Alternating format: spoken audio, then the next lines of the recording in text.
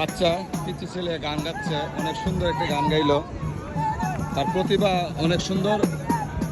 আর আমাদের সাগরের ঢেউয়ের গর্জন দেখেন, এই যে দেখেন ঢেউ আস্তে আস্তে যে গর্জন, এগুলো সাগরের ঢেউ। রাত্রে সন্ধ্যার পরে এই যে সাগরের ঢেউ, হ্যাঁ আপনাদেরকে দেখাচ্ছি।